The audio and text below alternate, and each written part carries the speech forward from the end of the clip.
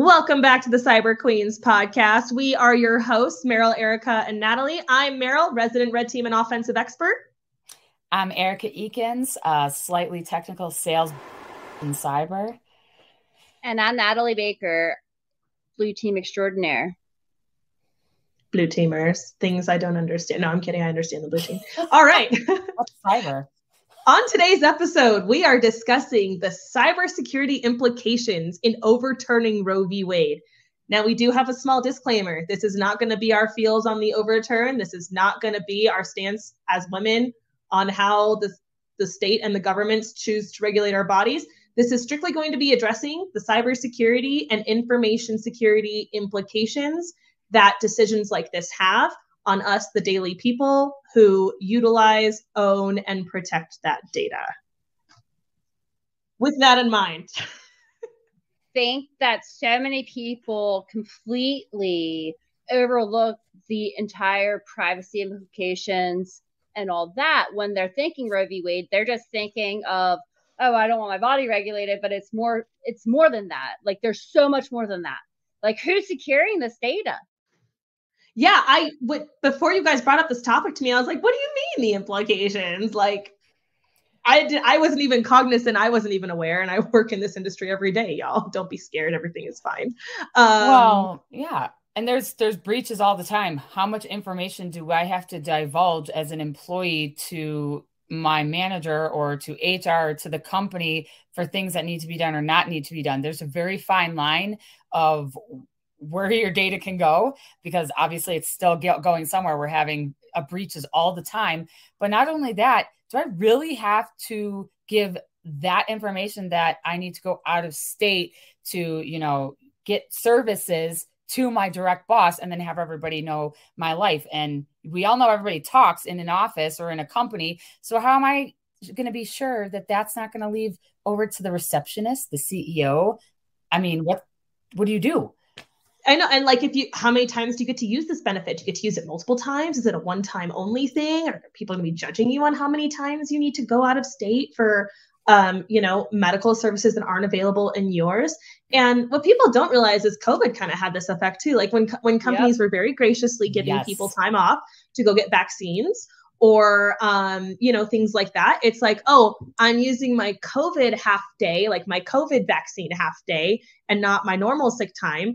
And, in today's privacy driven world, because everything today is privacy driven, like Apple's really, really good at user privacy and letting users determine just how much of their data is given to the apps that reside on their mobile devices. But in today's privacy driven world, like, when you say I'm sick, I'm calling out sick today, no one can even ask you why. No one can even ask you what's wrong. If you're hungover, if you have COVID, if you have strep, if your kid was in the ER, no one gets to know those details. Yeah, you get to just say, I'm calling out sick. I have sick time in the bank. I'm out today. Bye. Done. So when it comes to things like COVID vaccine time off and out of state necessitated medical services, like, how are we navigating that as employees and managers and HR departments and C-level leadership? Like, yeah, because you have to remember the defense of security, it all comes down to the CIA triad. So it's confidentiality, integrity, and availability. Data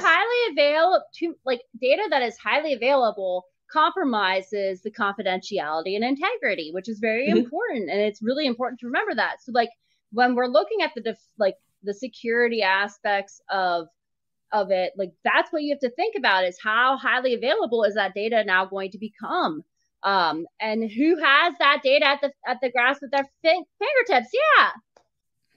Like, if my personal health data is like if we're only as strong as our weakest link, right? If my personal health data and whether or not I needed to have an abortion is protected by Cindy sitting in HR who doesn't even know what her operating system is, like, oh my God, I'm scared.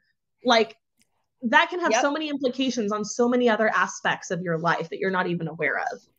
Well, and the other thing is, when I was at a previous company and the COVID vaccines, people had to give proof of their COVID vaccines. They had to upload it, email it to HR.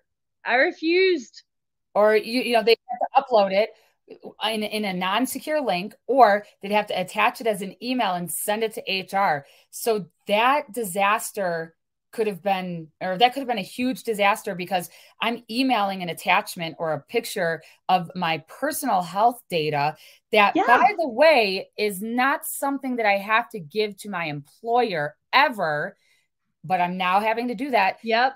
Now coming to Roe v. Wade. So I need to go out of state because I live in a state that I cannot get those services. So now I have to go out of state. So I have to give doctors information, letters, where I'm going, medical record numbers, insurance information.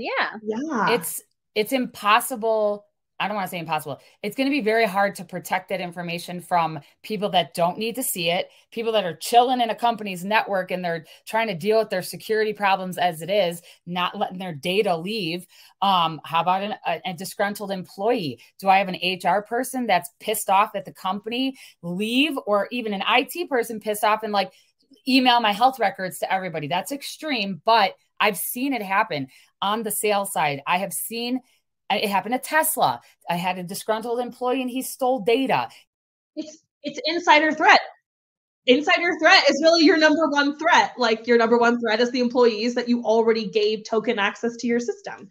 And nobody's talking about how that's going to be secured because they're just going to say, oh, we support you. And that is great that companies support this. Awesome. But let's really think about that. My social security gets breached from like Verizon. How are you going to protect my health data? Yeah. Like, and it goes a step further than that. Like, at my former organization, they rolled out a process for the COVID vaccination compliance, right? Because we supported the government. So the government hands down a mandate. So a mandate is, by the way, when the federal government issues a law of compliance, a federal mandate saying, anyone supporting the government needs to have this done. And HR sent out a notice saying there is a portal, and we all know how secure portals are, to which you upload this thing. And your manager is not going to know if you've done it or not. So your immediate manager can't reprimand you. There will be no repercussions if you have or have not done it. Like, they will not know. And it's like, well, except for in the case where you're not vaccinated, so you're not compliant. So like, eventually they're going to be notified a member of your team is not compliant to this federal mandate, which we as a company have to adhere to. So it's like, how far does that, where does your privacy really stop? Like, you think you're cutting the managers out and giving me privacy. You're not really giving me any privacy at all. And also, if that's not being stored in my environment that I work on securing for a freaking living, where the hell is it going? Yeah. Right. And we kind of already started to cover some of the lingo. So like PHI, Erica, you covered that one. HIPAA, if you hear us say that a lot, it's healthcare. Our Health Insurance Portability and Accountability Act. It's also a federal law. And then like the privacy rule. These are the three things that really rule around HIPAA and help ensure that your healthcare stays private. But then you have to think about like in the past 10 years, there have been like, we're just going to cover the top 10 government data breaches. And these are just, like, you have to think about it. Like number 10 being the state of Texas, they had 3.5 million people's data breached in April of 2011. Yes. And that's a state government. Yep. That's state government. That's government infrastructure. Yes. So, and there aren't that many people in Texas. So that's probably their whole population too. They have more cows than people down there. So like... None of the cows were affected in this breach of information security. No, it's true. You don't know. They all have numbers. Well, and they can't track it most of the time. Like, we can't give you the exact numbers, but we know it's a percentage or it's this or it's that. Like, how are you telling me that this is going to apply? I'm supposed to feel safe about Roe v. Wade and my information going somewhere.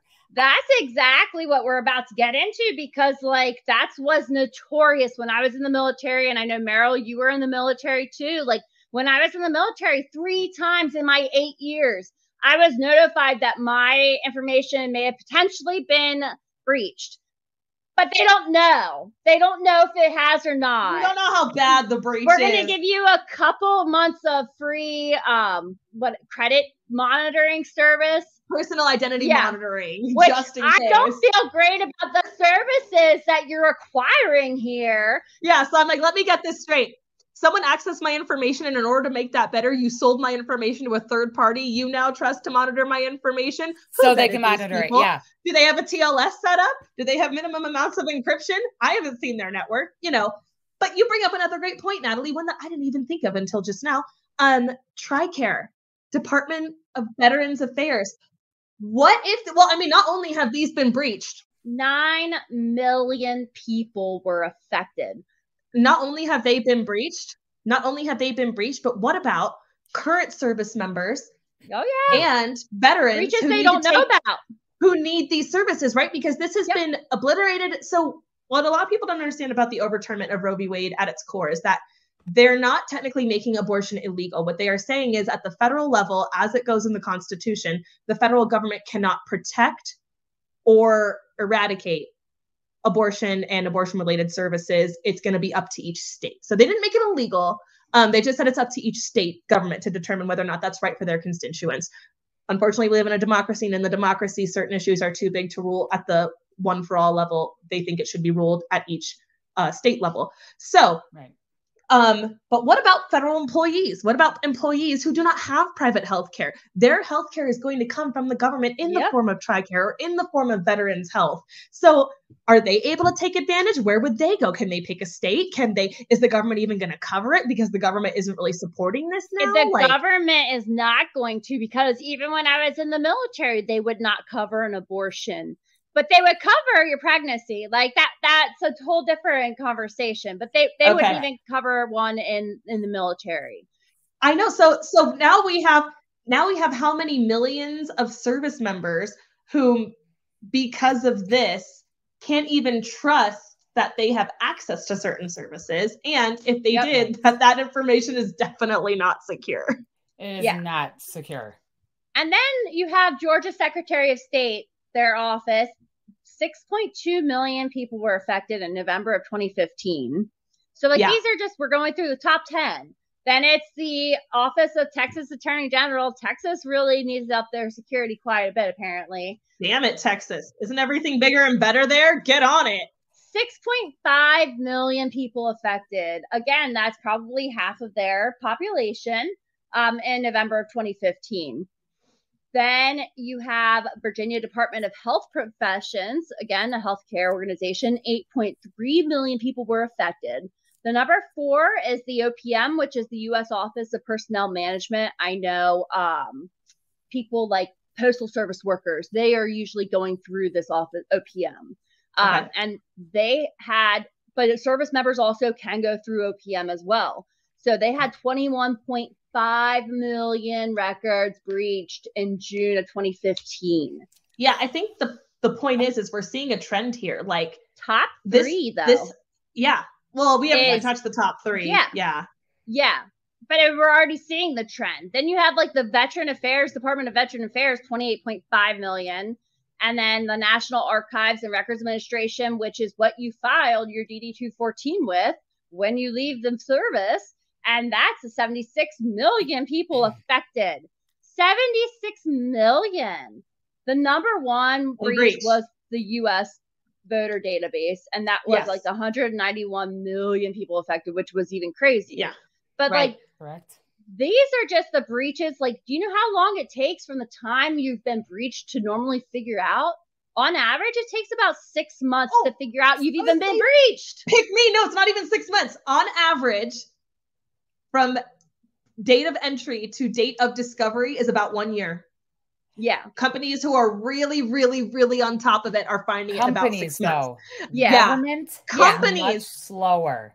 Companies who spend the money on enterprise solutions to be able to know when breaches and anomalous activity is happening in their environment. The government, very segregated. Not even 2 bases systems can very nicely talk to each other. If there is a breach happening on a military installation somewhere, we are not going to know because it's just too segregated. It's almost like too many VLANs to be affected. Yeah.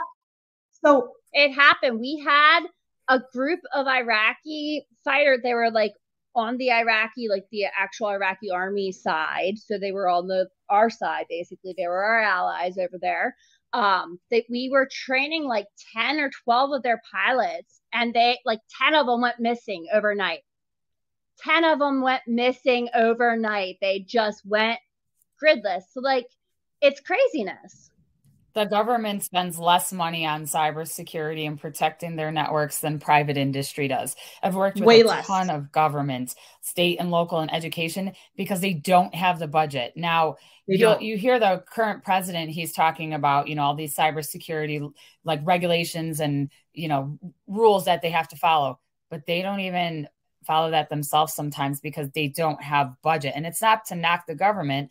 I'm not saying there's anything wrong in that. I'm not saying your data is not completely unsecure. What I'm saying is that security is not a top priority. And that's why you see this list has tons of government agencies, because they just can't put the money towards it like a private industry like Amazon or somebody like that. And those are just the state and federal governments. Like local government is who's going to be prosecuting this. They're the ones that have the hardest time getting that funding, because it's local government who not everybody pays local taxes half the time. So like if they don't have those taxes paid, it is what it is. But they're the ones that are going to be prosecuting it. And then your medical records are now becoming evidence against you. Well, and not only that, like the local government, it's usually a network guy that's also the security guy or lady. Oh, it always is. Do you know how many hats I wore when I was at a local government, a county government? Like I wore 6 different hats and was trying to tell them about their security. It's insane. Well, all I was saying is that the person that's in the local government that's going to be prosecuting, they're going to be prosecuting on these, these things that are happening, but yet they don't even know what they're doing within their own network. Because like Natalie said, she wore 6 hats. So you have a network, you're doing network, you're doing security, you're doing help desk or IT, service management. Like it's impossible for this data not to be stolen. Yeah, and that vulnerability goes back to something we in the cybersecurity industry call segregation of duties. And it's actually a control. So a control is a protection or a defense we can put on a vulnerability, right? So a security control is a thing we use to protect them. They can come in the form of technical, administrative, operational, preventative, things like that. So segregation of duties is an administrative control, right? We're saying if it is your job to make this network work, it should not also be your job to secure this network, because those are 2 completely different full-time jobs. But Natalie's right. Like oftentimes it's going to be one like sysadmin whose job it not only is to keep the network up and running, but it also is to secure it. And I'm like, security people are full-time jobs for a reason. This guy can't do, if he's doing both, He's doing both poorly. But it brings up another question, like, because Natalie used to be a paralegal and she knows these things. If they're going to be using our medical records as evidence in prosecution of violation of these state level laws, where the fuck do you get that information from? Is there no such thing as doctor-patient confidentiality? I'm sorry, CIA Triad confidentiality? What? Yep. Like, where is this information coming from, and why are you entitled to it? Why are you entitled to use it against me? Like, and are previous incidents going to be grandfathered in? Or like, if I've had one, could I walk into the state of Texas and be persecuted for it now? Or prosecuted, not persecuted. It's not religious.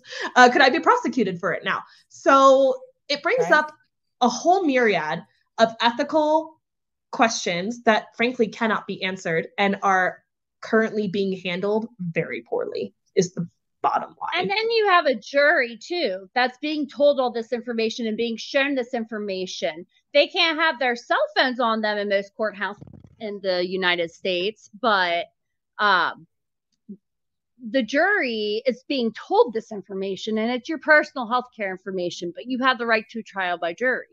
Again, personal data going somewhere. Are being able to access this. And what about super small towns where everybody knows everybody? It's like, oh, Did you hear? Mabel was on trial for an abortion, and now we know, and we're going to tell everybody. It's like the privacy implications this is going to have on everyone, from state senators all the way down to your elementary school teachers. Like, I don't think anyone really considered this butterfly effect. Like, I don't think the lawmakers and the policymakers, and like, I get that the thing was not by law, I guess, constitutional to have at the federal mandate level, but you should have thought of the vacuum you were going to create with regards to personal information and privacy issues when you removed it. Like, I know it wasn't ideal, but it was already in place. Let's leave it there until we come up with all the supporting systems to support overturning this decision and turning it over to other people who are completely ill-equipped to handle it overnight, by the way. overnight this affected information security. Yeah. I'm concerned for myself. The same thing with like the vaccination, like we've been talking about, that had to happen overnight. People are not ready for this. Companies can't, secure that, because you're going to know who's not vaccinated, and somebody's going to tell somebody about that. Somebody else is going to tell somebody about that. But let's not talk about Joe Blow or Jane Blow, who's hacking into my network. And now she knows like everybody that's vaccinated, everybody that's not vaccinated. You can lock down that data and ask for ransom, put ransomware in a You could lean on people. You could extort people. Hey, pay me this much money, or I'm going to tell your freaking employer that you're not vaccinated and you'll lose your job. Oh my God. Like when COVID happened, like people were posting photos of their vaccination cards online. Like, don't even get me started. You didn't know what biohacking is? I literally know someone who had a vaccination, like had a vaccination for real, left their card at home. We were in Hawaii, like for a conference where we had to have them on us. And like, that's okay. I'll just whip up a fake one real quick. They literally did it on their phone and then showed it. And I'm like, there is no checks and balance to this system at all. So bringing it back to Roe v. Wade, I'm a CIO. I'm a woman. I get knocked up. It's illegal in my state. I have to tell my boss, which is usually the CEO. The CEO. The CEO. And then I have to tell HR, which there's men in HR as well. It's not just women. So you're not supposed to talk about people's privacy. But, CIO, everybody kind of hates her because she's a woman and they think she slept her way to the top, which is something we've talked about in other episodes. I'm going to blackmail her and I'm going to take all this information, or somebody from, outside of the company, and I'm going to extort her and get her fired. I mean, that's an extreme topic, but it also, again, talks about how the privacy of my health information, or a woman's health information, is being violated. I can't do anything about it. I can't tell the company to secure it. They can't even secure their because they have so many other things, because, data loss prevention, like we talked about in the past, it happens daily. How far is this going to go before people are just alienated? They don't want to come out of their houses, and they basically just shoot themselves in the head because everybody knew I had an abortion. I had to leave state. I know that, again, I'm being extreme, but. Well, we work in cybersecurity, right? We have to put on our paranoid hats at all times. Like, it's never like, this could be bad, but we'll just assume it's going to be okay. It's like, for me, it is already that bad in my brain. I'm already at, this is DEFCON level 1. From the defensive end of security, you have to think that way. Like, you're already breached. If you're not already thinking that we're already breached, it's already a problem. Like, you're not thinking right. Here's another thing. I'm in cybersecurity sales. I come in here. I want to show you my product. Cool. You want to test it. We get you set up on a proof of value. My company finds all this shit. I go back to my contact and I say, hey, look at all this stuff that, oh my God, so-and-so left the state for an abortion. I now know that. I'm under NDA, but I now know that women are leaving this company, to go out of state to freaking get abortions, and my SE and everybody on my company side can see that. And again, we can't share that information, but think about, nobody even thinks about this. Like, they're testing new security products to, improve the security posture. Everybody at my freaking company can see this. What the fuck? I mean, nobody is thinking about this, and it enrages me because I used to sell firewalls. I'd go in there, and this is how I would close my deal.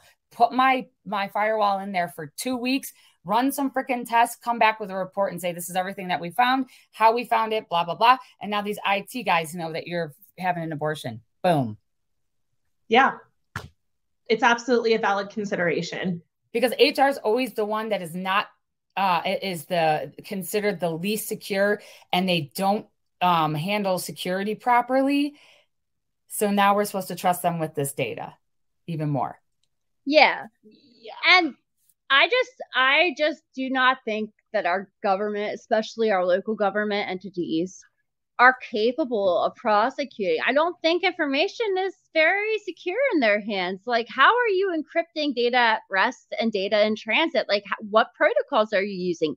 Is there a standard to ensure that these breaches aren't happening? Do you have data loss prevention enabled? And as a public citizen, I deserve to know that for every municipality that decides that they want to prosecute. So for every state that decides they want to prosecute. Configured properly? Yeah, because you can have encryption all you want. Yeah, but encryption downgrade attacks. Oh, Yep. I don't have that encryption, but I have this. Do you also have this? Oh, yeah, I've got that too. Great. Let's just communicate at this insecure level of encryption and not your fancy level of encryption. That suits me, the hacker, much better. Thank you very much. Additionally, going back to DLP things, my old org, when people got annoyed with the fact that they couldn't email out social security numbers because it would get flagged and kicked back, and all you had to do was type the word secure in the title, and it would automatically encrypt the message in transit. Yep. When they got annoyed with that, they would just start sending screenshots of social security numbers because you can't fingerprint a freaking PNG. And I'm like, oh, for the love of all that is offensive. Are you kidding me right now? So it doesn't matter. Oftentimes, the enterprise level solutions we put in the environment to protect you and to protect us, people are going to get around it every time. People cannot be trusted inherently. Insider threat is admittedly a company's biggest problem. Yes. In the government, which is, by the way, the nation's biggest company, they are a company, they function like one. Even worse, they have very poor oversight. They have very poor identity and access management. They have very poor governing group policies, which are some defense in depth measures that we out here in the private sector rely on very heavily, because what we call a flat plane of security is like if the biggest, baddest thing you have is the firewall. So let's say you have a vault door on your front of your house that's really thick and made of cement and big and bad and beautiful. But the second you get past that door, if you happen to, everything is open game. Yep. That's called flat security. You don't have security in depth. Everything is accessible behind there. So that is how the government largely functions. By the way, you have to keep in mind, everything that the government uses is manufactured by the lowest bidder. I know for a fact they still run Windows XP in some of their environments. You know why? Because they have legacy components they can't afford to upgrade. So they have to maintain that operating system in order to make that component be able to talk to the rest of the network. And those are 2 points of vulnerability right there. Government websites, you still have to use Internet Explorer, and it's been deprecated, and you still have to use Internet Explorer to get the full functionality.